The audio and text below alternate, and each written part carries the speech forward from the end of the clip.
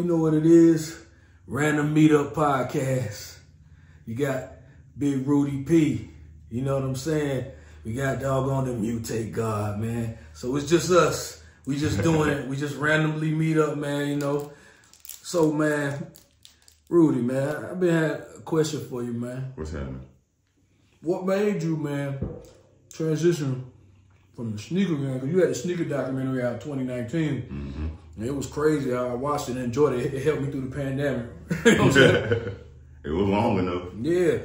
What made you transition from the sneakers to the hats? Well, finally I can tell this story and somebody can actually understand it for real. So, me and you, of course, have a mutual friend / brother, you know, Earl, that passed or whatever. Rest in peace, Earl Jeezy. You know what I'm saying? He had got to the point he was getting real big into like hats, period. Not just fitted hats. Nigga had cowboy hats, snapbacks. And you tell people they go out of town, hey, you go out of town, bring your hat back from that city, that place. So after he passed, when I was getting ready to leave to come back home, after going to his memorial or whatever, I asked his daughter, I said, can I get this hat right here? It was an orange and white San Diego Padres hat. They ain't even 18. Let me get an orange and white San Diego Padres hat from. But that's the hat that kind of started it. And then I started looking more into it. I'm like, man, I used to wear hats a lot and just stopped. But I was like, oh, I like that hat. I like this hat. Then I just started researching more about the hat thing. And then I'm a collector. Always been. Comic books, baseball cards. Me too. Video game cartridges. I was a collector of things. There's just another thing that I started collecting for real.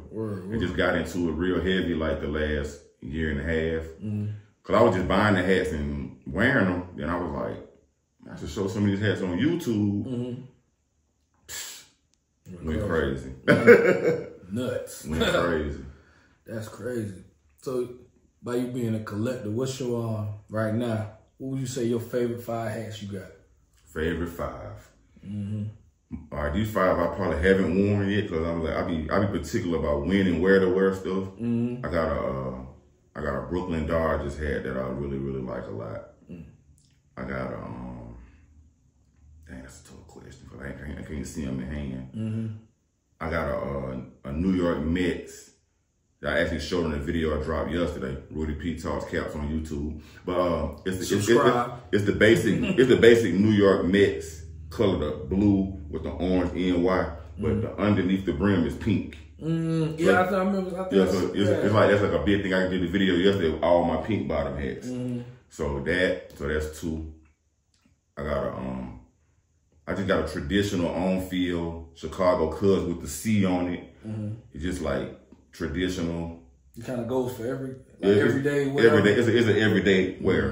Then I got a black and like Tiffany color Houston Astros that I like a lot. I got that recently. So what's that for? So. And this dude, I had a hat on in my video. I always debut a hat. I had a Kansas City Royals, just a regular on-field. He was like, man, that Kansas City Royal hat fits you. I went back and looked at it. I was like, yeah, it kind of do. So that'll be number 5, my traditional on-field Kansas City Royal. But I try not to count stuff. Cause then like, it's kind of getting ridiculous. Yeah, so I'm almost at like 200 hats now. Damn. I got a container that is like, I got from my job. I just throw my hats in there, the loose hats. And I'm like, it's more kind of overflowing. Let me count these hats. You got a lot of hats. It must have 95 hats in it. Damn. And I done got like 3 more hats just last week that I ordered. Then I got like these bags that hold like 40 hats a piece. I got 2 of them. Yeah. Then I got 11 that's like in their own little boxes. The company put them in the little hat boxes and stuff. So it got me about around 200 right now. Damn. But I know people who been doing it way longer than me, and they got like thousands and stuff. And like, is it a specific like hat that's on your radar as far as legendary that you would want as a collector? No. Because I'm so new to it, everything is legendary at this point. So you wouldn't want that Babe Ruth fitted, man? Nah. Hey, I'll take if they had one, I'll do it. They did no, I'm lying. I do want a Roberto Clemente Pittsburgh Pirates. That was like real big, like last year. they were like kind of cute. And they had some I want Jackie Robinson, Brooklyn Dodgers. I'd say that. Not no Babe Ruth though. He was racist. He got his first home run in Fayetteville. Shout out. And then you know what I'm saying? I'm from Mobile. Mobile's a baseball town. Hank Aaron from Mobile. Satchel Paige from Mobile. All these like legendary baseball players right from the same. Walk the same places I walk, the same dirt underneath the feet. So, but like I tell everybody, like, I got a Cubs hat on right now. I'm not a Cubs fan. I'm an Atlanta Braves fan, but I'm a collector. Yeah, it ain't about, when you're a collector, it ain't about being a fan of it though, Because like, you know, I love different basketball jerseys. I don't even might not even like the player, but I just like how it look, you know what I'm saying? Yeah. Because I got a, what is it? I got a hat of every team in Major League Baseball, at least one. But my favorite hats to collect are Toronto Blue Jays. Word. Yeah, so I just love that bird with the little baseball. It brings like nostalgia, but I'm like, now, do you just get in caps? Do you just get baseball? Or do you do any sport and fitted? So if I got 200 hats, now I got 199 baseball hats and 1 basketball hat. Word. And do they make football hats? They make football hats, but I'm like, I'm not a big fan. That don't seem going back to Earl was like, you know what, hats on the field. Yeah. It's wild, Cause I never really see too many. But like Mando, he got a bunch of Chicago Bear like fitteds and stuff. But he like strictly Chicago. But I'm like, but since he been following the Rudy P Talks Cap, he like, bro, I bought Atlanta Braves. Bro, I'm gonna get me a San Diego Padres in honor of Earl. Like, you know what I'm saying? They always like, a lot of people don't, well, of course they don't know, but Earl's nickname was Scooby. Okay. When we was growing up, he was Scooby, so I've heard that. SD, Scooby Doo. Okay. So that's why I rock the Padres, you know what I'm saying? And then I kind of also do the Padres part because our boy Hanson Rob, you know what I'm saying? His dad passed recently. He called his dad Padre. Oh, okay. So his daddy was like super cool, so I rock the Padres for him and Earl. Okay, that's dope. But first, if you see me most of the time, you're gonna be Braves. Word. So with the Braves situation, right, at cap. Now, do you have? Of course, you got a Braves cap, and it comes with the A on it, right? You got the A or the Tomahawk or the Braves script. But speaking on the A, now when you get your Alabama hat, do you know or you don't do that? I don't do Alabama. You don't do the Alabama. But actually, funny thing, I bought a Atlanta Braves hat recently. Yeah. And the color is like so close to Alabama color that I'm about to get his hat away. Oh man. To somebody that's one of my followers that's from Alabama, that's an Alabama fan, they'll love it and appreciate it more. Because if it is up to me, it'll never see the light of day. So here's the thing though. What's the difference between the Alabama A and the Atlanta Braves A? This what a lot of people joke. A lot of people joke and say that the Alabama A got a mullet on it. Yeah. Got like a little extra little part hanging off. And the Atlanta Braves one don't. Yeah. And sometimes the A on the Alabama has a little fatter pause. Yeah. But you know what I'm saying? Like pause. So, but definitely. Put this on record, I do not do Alabama hats. Okay. My team is Auburn. Auburn guy. But I don't even have an Auburn fitted, but I got an Atlanta Braves fitted as Auburn colors. You get into a lot of the college teams, period? Oh, man. I mean, not even in hats, but just in... I love college sports, though. Yeah. Because it's almost the last purest form of the sport before they start getting the big bucks and they don't care about nothing but the money. Yeah. They'll be like, I don't care about no championship as long as my bills getting paid. Yeah. But you know, they got the NIL now, so they're getting a little bread, but they earn that, bro. I know we've been knowing each other for a long time. Yeah. I consider you as a brother. Your mama considered me like another son. For sure. She was like, hey, son. But we both movie people. And one of my favorite movies, I found out recently, is one of your favorites too. Oh, yeah. Is Forrest Gump. No doubt. But I want to ask you this though.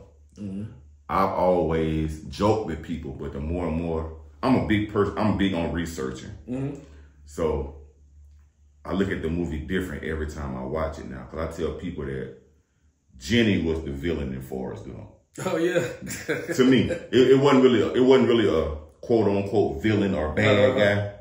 But some of the things, some of the moves she made to me didn't sit well with me. Yeah, I get it. Because she was like, but she's also a victim too. Because she was molested. Yeah. She got took away from her dad because he was molesting her. Jenny could have a movie on her own. Yeah. I would love for a sequel to be Jenny's perspective of Forrest Gump. I know that I wish they would have did it back to back, but that'd have been an amazing movie because she did some things without Forrest. Yeah, that he didn't know nothing crazy. about. You know what I'm saying? Because you got to think about it. I look at Forrest now as like you would consider him like a special needs person. Yeah, because you know what I'm saying. He had the leg braces, but at the time they ain't know about autism. They're like, oh, he ain't gonna say the word, but you know what I'm saying. He had the leg braces. He wasn't as bright. He caught on. He learned different than other people. So, and I don't want to say Jenny kind of took advantage of that at certain situations. Cause like the first time he got on the bus, nobody wanted to let him sit down. She's like, you can sit here. But she probably let him sit there because nobody didn't want to sit with her. I ain't never thought about it like that.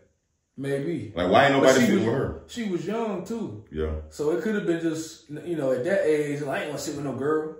Yeah, type true. Thing. Yeah, that was in elementary school. They're like, oh, yeah, girl cooties. Yeah, all that. So it's kind of like, she was nice enough to let him sit because they didn't want to sit with Forrest because, you know, he was a little off and different, you know what I'm saying? But she was nice enough to let him sit there but Jenny really had a pure heart. Yeah. That's why I say she was a villain and a victim. Because I say the villain part because like, it always seemed like whenever Forrest had something rolling or something going, he go Jenny. It's a metaphor for females, period. Yeah. So that's the way they wrote that. I was like, but me watching it at the age I was young when I was watching it, and I was just like, oh, this is a good movie. It got a little humor in it and stuff. And then I'm like, damn. But like, just like, for instance, Jenny was out living her life, doing her thing. Forrest was like, he like, Jenny, I love you. Then she was like, you don't love me, Forrest. And Forrest was like, I might not be a smart man, but I know what love is. At the age, I was young then. That broke my heart, dog. So I kind of that might I got like a bad taste in my mouth. That broke my heart. I'm like, this man put himself out there. You just like completely shot this man down. Then you gonna sneak back in, give him a little bit, and then dip out on him again. And then I'm like, Forrest will fight anybody for Jenny. We would. I'm talking about he put the beats on dude at the Black Panther meeting. He said, I'm sorry for interrupting your Black Panther party. Yeah. But he beat the brakes off dude. And then he saw the next day Forrest was ready for round 2. Yeah. I'm like, but like Jenny, and then like, okay, Forrest came up, he got bubble gum shrimp, he got millions. He said, I'm just at home cutting my grass because I ain't got nothing else to do. But I got the money coming, he got investment in Apple and stuff. Lieutenant Dan invested our money in some fruit company. He ain't know Apple was a computer. You know what I'm saying? But then he go a letter from Jenny. Oh, come see me, Forrest. And she pop up. Oh, Forrest, this your son? I got a disease now. And Forrest was like, his main concern was the little boy slow or not. Right. And she was like, no, he's one of the smarter people in his class. Far as I don't know what I got going on with this sickness, I'm probably gonna die. Far as like, I don't think about it like that. I'll take care of you. Now see that right there was the foul moment though. I ain't gonna lie. That would put it over the top. You know good and damn well that won't damn Forrest kid. Yeah, see. That won't Forrest kid. I was come on all that time. When did he hit? He hit that one time the same time she dipped out. He only hit one time. How long ago was that? That what they never say. He said well, but then, you know. It looked like it was a long time. Yeah, because like when you see the little boy probably like 7 years old. So I mean, something like you lost like, you can lose track of time with people like that, especially back then. Like about 7 years. So I'm like, then the thing about it, I'm like. Out of all the hits that Jenny did. Right, now you're gonna just pin him on. I'm like, Forrest like, I'm not a smart man, but I know the DNA test is. But he ain't care about that because he loved Jenny so much. Yeah. She would have came in and said, oh, all 5 of these kids is yours. He would have took all of them in. He was a hopeless romantic. Hopeless, but I'm like, he just ain't known it. Like, it was love at first sight with him. But why come he ain't found love with nobody else through the journey? He was just stuck on her. He was stuck on Jenny. His name is Bo's Jenny. Damn. He in the war writing letters back home to Jenny. Where them letters go? He got them. She would write letters back and forth to him too. Yeah. But I'm like, my thing was this kind of like another like. After watching the movie several times, you start seeing the little holes in it. Where was he mailing these letters to? Because she was always out and about. She wasn't never in one place. Never in one place. Because she wasn't trying to be in Greenbow, Alabama, which is a fictional city in Alabama. It's fictional. Yeah. They shot it in South Carolina too. Right. We got Greensboro, we got Greenville, we ain't got no Greenbow. Yeah. And I say we because like I'm from Alabama, so. Right. But they put that together, Greenbow. We probably Greenbow probably short for Greensboro. Yeah. You know what I'm saying? People just be chopping. In the South, people have a tendency to chop words off at the end. Right. But I think Jenny though, I think she could have been a villain, but I think it's a mirror effect. I think they both were both in the same a victim of life and circumstance. So while as Forrest didn't know what he was doing with her, love and all that, and she didn't know because she'd been abused her whole life and all that. So it was two broken people who never got together, but they was put together. You know what I'm saying? So at the same time, while she was innocent because she didn't know not what she was doing. You know what I mean? And she was super duper protective of Forrest because she knew his shortcomings. Right. She was like, Forrest, you get over there, don't try to be no hero. Right. Just run. But I'm like, that's bad to do when you in a group together. Yeah. Like we go to the club and somebody starts shooting, I just run. Yeah. And I look down like, what mutate at? Right. My God, where you at? Now I gotta go back and find you and carry you out on the shoulder. Right. Now you ain't got no legs. I should have just grabbed you the first time and stuck with you. But it's a metaphor. It's like a bad metaphor for life, of just running away from everything. Yeah. But think about this though.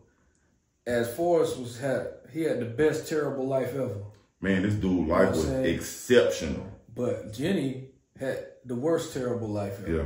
You know what I'm saying? But like he was doing stuff that like he didn't know he could do. Yeah. She was just doing whatever. But see, she didn't know she could do either. Yeah. You know, but she tried to be a folk singer. Yeah. That didn't work out. She didn't know what she was doing in life. So it was like Forrest he had the best terrible life, but it was great. Yeah. It's just the circumstance of like you could do stuff and not know what you're doing and be lucky as hell. That's what Forrest was. Like the guy that win the lottery every weekend at the corner store. You know I look at it like I had the word for it, but it's more like I can't think of the word for it now. But like Forrest was living, Jenny was just existing. That right. You know what I'm saying? That's probably what the metaphor for the whole movie was, the battle between living and existing. Even though he had already from birth had circumstances, and she probably did too. She probably was getting abused at home early, which made her promiscuous later. And the only love, she could never find love because she never had a true father figure and things like that. She didn't know how to be loved. She didn't know how to be loved. And so whenever Forrest did love her, she didn't know how to accept it, but she knew it was there. Yeah, she didn't know how to reciprocate it back to him. Yeah. So it's like, and then she really, if she is the villain, she might be the villain to Forrest, but she's the villain to me. She's villain, but she's not villainous though. Yeah, she caught the most breaks though. She's the one caught the disease, ran the streets. And it could have been different if she had like Forrest had a good mama. Loving mama. I don't think she had nothing loving. Her mama probably had died. Her daddy was crazy, drunk, taking everything out on her. All she had was Forrest. Right. That's why she was so protective of Forrest. She was like, Forrest, if these dudes roll up in their truck and hit you in the head with a brick, just run. Yeah. And then we seen people like that in our life, man. The Jenny character and the Forrest character. Forrest was like the nigga of that movie. Yeah. How they treated him, you know what I'm saying? Yeah. Like, it wasn't a lot of black people in that movie, but they treated Forrest like he was the nigga of that movie. Right. You know what I'm saying? Like, because I'm like, most people, like, you hit me in the head with a brick, dog, I'm not running anywhere. We about to scrap it out. I'm about to get beat down tonight. If you make it through the brick hit. Right. I'm like, it wasn't really a brick, but it was a big rock. But that one hit him right in the head. He was like, yeah. So. Yeah. But, so, I mean, I guess Jenny's the villain, I guess. But in order to compromise, I'm all about compromise. I'll just say Jenny was an anti-hero. She had good tendencies and she had bad ones. Like any person, she's human. But she caught the worst end of the stick, though. Yeah. Because she could have been. But did Forrest have any negative in him? Or he was just, you know how like in the Bible they say, you know, if you're an innocent child, then you can't be judged. Yeah. You see what I'm saying? Is he that? I say, you know, that they also say that God always look out for fools and babies. So Forrest was like foolish as far as like, not in a bad way.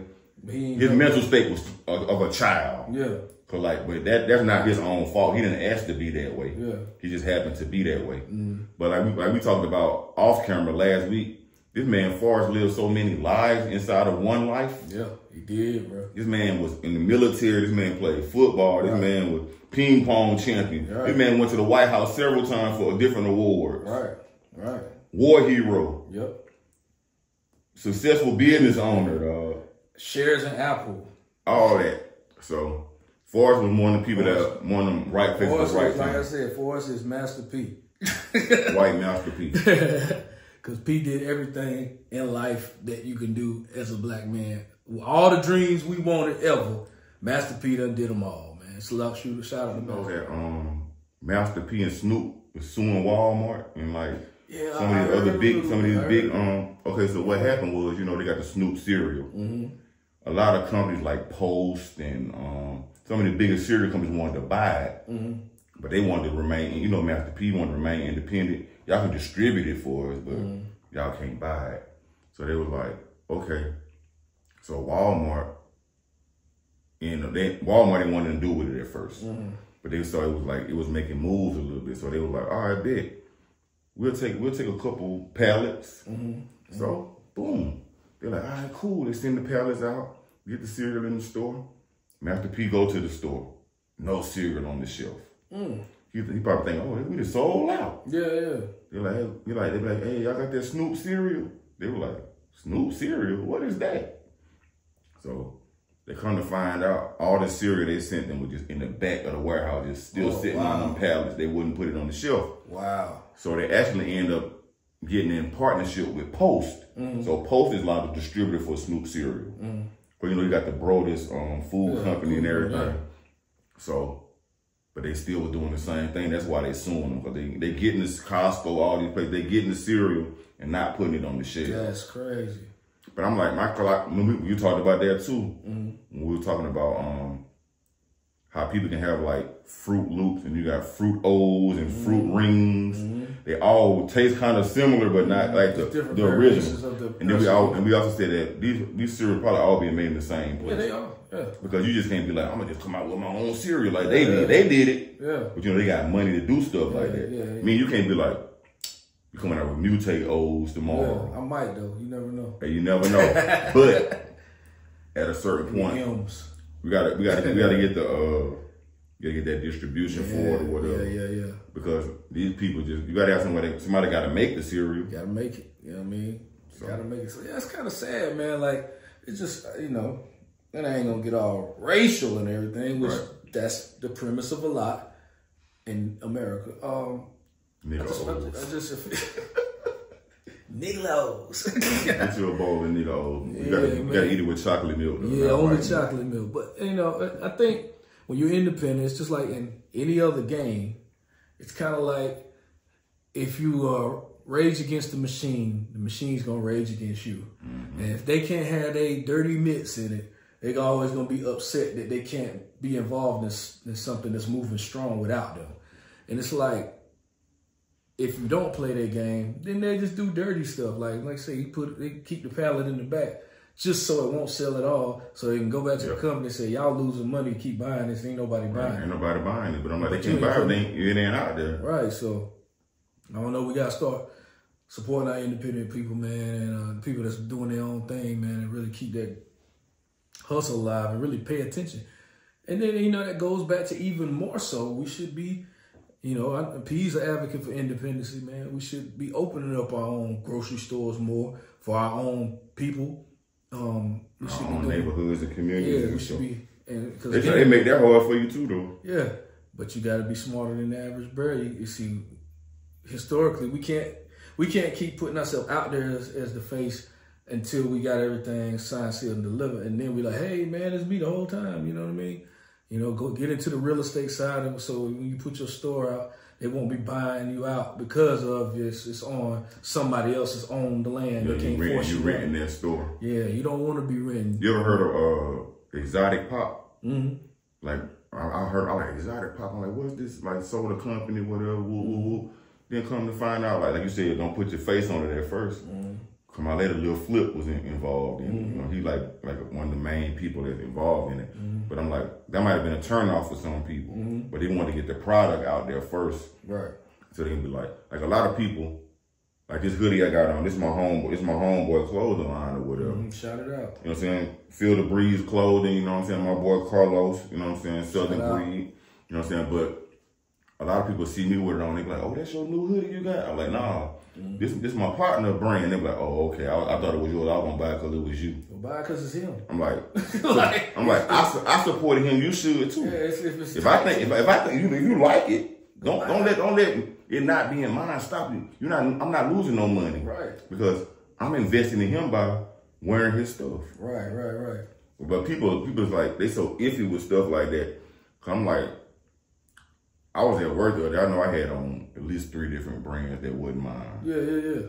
And I love doing that because I'm like, whenever I see somebody rocking my stuff, I be like, cause like when you had this, you like, man, I finally wore this shirt. I was like, oh man, or then one of my bigger things is I love to see people, because sometimes people, they'll just buy it, wear it one time, take a picture of it. But when you start seeing like random pictures, and like it's in a rotation now. You love it.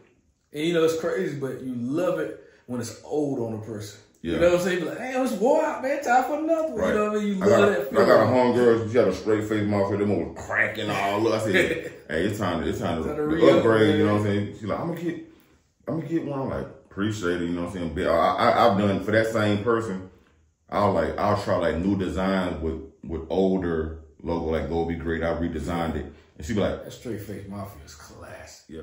Mama, please make the beats again. When I was broke out on my dick, they all turned away. A lot of people jumped off shit when I got sick.